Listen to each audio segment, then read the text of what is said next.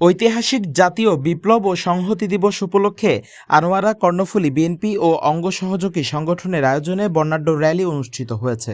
আজ শুক্রবার ১৪ নভেম্বর বিকেলে চট্টগ্রাম ১৩ আসনের বিএনপি মনোনীত সম্ভাব্য প্রার্থী ও কেন্দ্রীয় নির্বাহী কমিটির সদস্য সাবেক সংসদ সদস্য সরওয়ার জামাল নিজামের নেতৃত্বে এ র্যালি অনুষ্ঠিত হয়।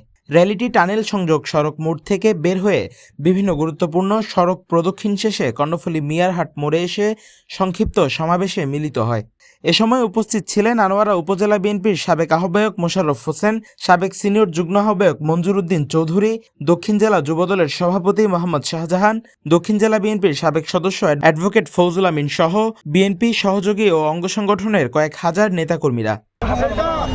অসম্ভব ব্যাপার, আজকে ৪৩ বছর আপনাদের সাথে আছি। আপনারা বারবার আমি আমার দল বাংলাদেশ জাতীয়তাবাদী দল গত ৪৩ বছরে ৫টা নির্বাচন হয়েছে, প্রতিটা নির্বাচনে আমাকে মনোনীত করেছেন।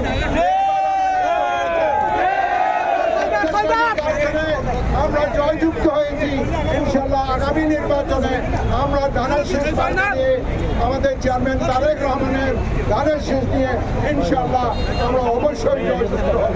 আমাদের মনোনীত প্রার্থী আনোয়ারা কর্ণফুলী সরওয়ার জামাল নিজামের সমর্থনে আজকে যে র্যালি হয়েছে, আমরা জাতীয়বাদী দলের ভারপ্রাপ্ত চেয়ারম্যান তারেক রহমানকে আমরা ধন্যবাদ জানাই, যেহেতু উনি একজন সৎ দক্ষ রাজনীতিবিদ।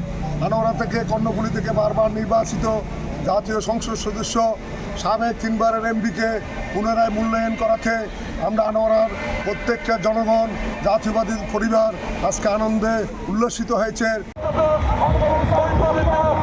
আনোয়ারা প্রতিনিধির পাঠানো তথ্যচিত্রে news desk, CTG Post, Chittagong.